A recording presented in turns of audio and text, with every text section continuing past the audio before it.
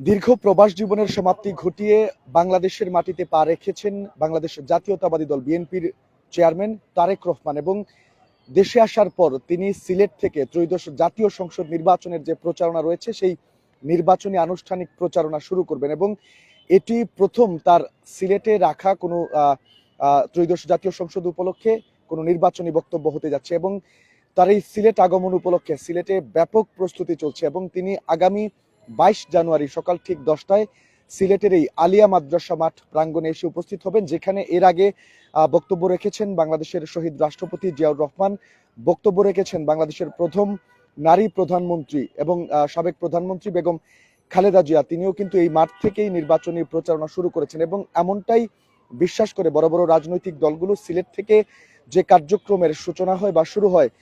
সেটির কিন্তু শেষটাও ভালো হয়, এই প্রত্যাশা নিয়েই কিন্তু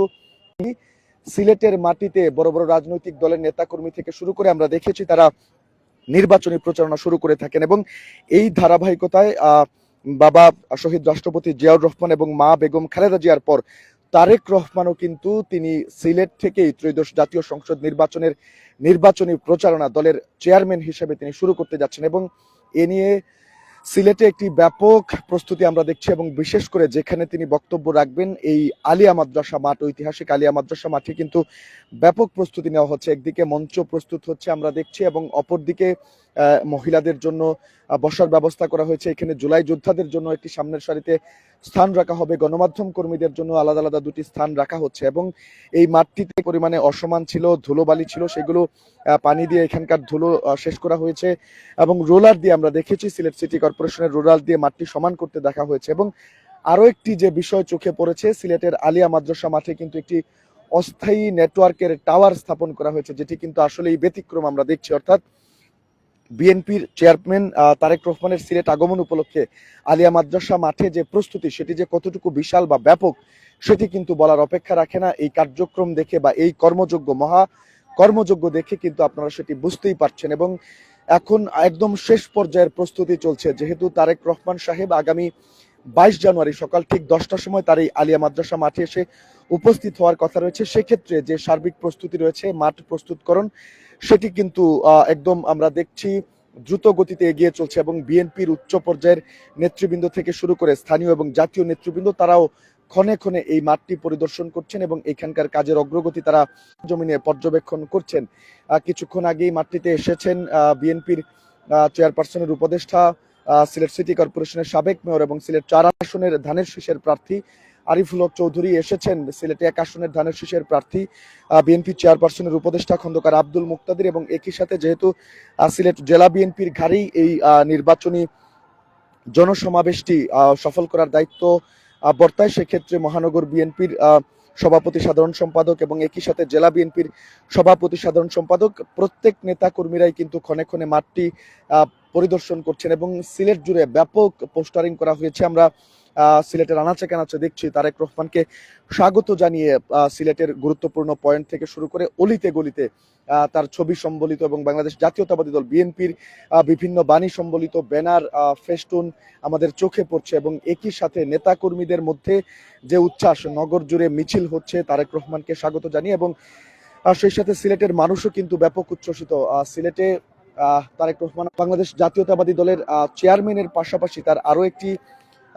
পরিচিতি রয়েছে। তিনি নিজেই বলেছেন তিনি হাফ সিলেটি এবং একই সাথে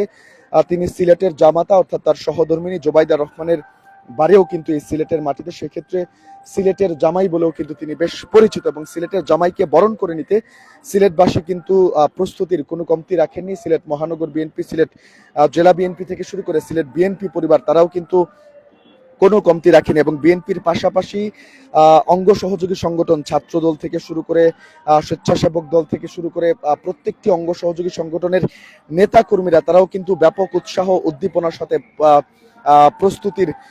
খবর জানিয়ে আসছেন এবং তারেক রহমানের সিলেট আগমনের খবর তারা প্রচার করে আসছেন। এবং নিরাপত্তার বিষয়টি যদি আমি আপনাদেরকে বলি, এখানে কিন্তু গতকালকে থেকে আমরা দেখছি আইন শৃঙ্খলা রক্ষাকারী বাহিনীর বিভিন্ন সদস্যরা তারা এখানে মোতায়েন রয়েছেন এবং সাদা পোশাকেও বিভিন্ন গোয়েন্দা সংস্থার লোকজন তারা কাজ করে যাচ্ছেন এবং এখানে বোম ডিসপোজাল ইউনিট থেকে শুরু করে বিভিন্ন গোয়েন্দা সংস্থা থেকে শুরু করে তারা প্রত্যেকেই বারবার এই মাঠটি পরিদর্শন করেছেন, চেক করেছেন এখানে নিরাপত্তার কোনো ঘাটতি আছে কিনা। অর্থাৎ তারেক রহমানের এই সিলেট আগমন উপলক্ষে নিরাপত্তা বলয় যেটি সেটি কিন্তু বেশ জোরে সোরেই বেশ ঢালাও ভাবেই সাজানো হয়েছে এবং মঞ্চটি আপনারা দেখছেন, আপনাদের দেখানোর চেষ্টা করছি স্ক্রিনে। আমাদের মঞ্চটি রয়েছে, সুপার ডেকোরেটর সেটি নির্মাণ করছে এবং বিশাল একটি মঞ্চ হতে যাচ্ছে, যে মঞ্চে দাঁড়িয়ে আগামী 22 জানুয়ারি সকাল 10টার পরে এই মাঠেই প্রথম দেশে আসার পর বাংলাদেশ জাতীয়তাবাদী দল বিএনপির চেয়ারম্যান তারেক রহমান তিনি বক্তব্য রাখবেন দেশবাসীর উদ্দেশ্যে এবং সারা দেশের চোখ এখন সিলেটের দিকে, কেননা তারেক রহমানের এই বক্তব্যের মধ্য দিয়ে দেশের বিভিন্ন গুরুত্বপূর্ণ দিক উঠে আসবে এবং দেশ আগামীতে কোন দিকে যাবে সেই বিষয়ে বিভিন্ন দিক নির্দেশনা উঠে আসবে এবং আগামী ত্রয়োদশ জাতীয় সংসদ নির্বাচনটি কেমন হবে, সেই নির্বাচনে বিএনপির কি ভূমিকা থাকবে, সাধারণ মানুষের কি চাওয়া পাওয়া প্রত্যাশা রয়েছে, সেই ব্যাপারগুলো কিন্তু উঠে আসবে। তাই এই নির্বাচনী জনসমাবেশটি সেটি খুবই গুরুত্বপূর্ণ এবং এটি কে কেন্দ্র করে সিলেটের আলিয়া মাদ্রাসা মাঠ ব্যাপকভাবে সাজানো হচ্ছে এবং পুরো দেশ জুড়েই একটি উৎসবের আমেজ আমরা নির্বাচনকে ঘিরে দেখছি এবং যেই আমেজটা সিলেটের মাটিতে একটু বেশি, কেননা তারেক রহমান প্রথমেই সিলেট থেকে নির্বাচনী প্রচারণা শুরু করছেন, যেহেতু সেক্ষেত্রে সিলেটের মানুষজনের মধ্যে উচ্ছ্বাস বা সিলেটে একটি উৎসবের আমেজ সবকিছু মিলিয়ে আমরা দেখছি এবং পুরো সিলেট জুড়েই ব্যাপক প্রচারণা চালানো হচ্ছে এবং আলিয়া মাদ্রাসা মাঠেও কিন্তু প্রস্তুতি একদম শেষ পর্যায়ের যে প্রস্তুতি সেটি কিন্তু চলমান রয়েছে। সেই খবরাখবর জানাচ্ছিলাম আপনাদেরকে সিলেট ভিউ সরাসরি সম্প্রচারের মাধ্যমে আমি নিবেন্দু তালুকদার এবং আমাদের কাছে সর্বশেষ যে তথ্য রয়েছে তারেক রহমান সাহেব আগামীকালকেই সন্ধ্যার দিকে সিলেট ওসমানী আন্তর্জাতিক বিমানবন্দরে এসে পৌঁছাবেন এবং সেখান থেকে তিনি প্রথমে মাজার জিয়ারত করবেন এবং এর পরের দিন সিলেটে অবস্থান করে পরের দিন অর্থাৎ 22 জানুয়ারি সকাল 10টায় তার আলিয়া মাদ্রাসা মাঠে এসে উপস্থিত হওয়ার কথা রয়েছে এবং এই জনসমাবেশটি শেষ করে তিনি কিন্তু পর্যায়ক্রমে সড়ক পথে ঢাকার দিকে এগোবেন, অর্থাৎ সিলেটের যে বাকি জেলাগুলো রয়েছে সেই জেলাগুলোতে পর্যায়ক্রমে তিনি নির্বাচনী কার্যক্রম চালাবেন, ধানের শীষের পক্ষে তিনি ভোট চাইবেন এবং জায়গায় জায়গায় মৌলভীবাজার থেকে শুরু করে বিভিন্ন সিলেটের জেলা উপজেলা এবং এই ঢাকাগামী সড়কে যতগুলো গুরুত্বপূর্ণ স্থান পড়বে প্রত্যেকটিতে তিনি নির্বাচনী জনসমাবেশ বা পথসভা বা প্রচারণা সেগুলো চালিয়েই কিন্তু ঢাকার উদ্দেশ্যে তিনি যাত্রা করবেন এবং সেটিকে ঘিরে পুরো সিলেট বিভাগ জুড়ে আমরা দেখছি একটি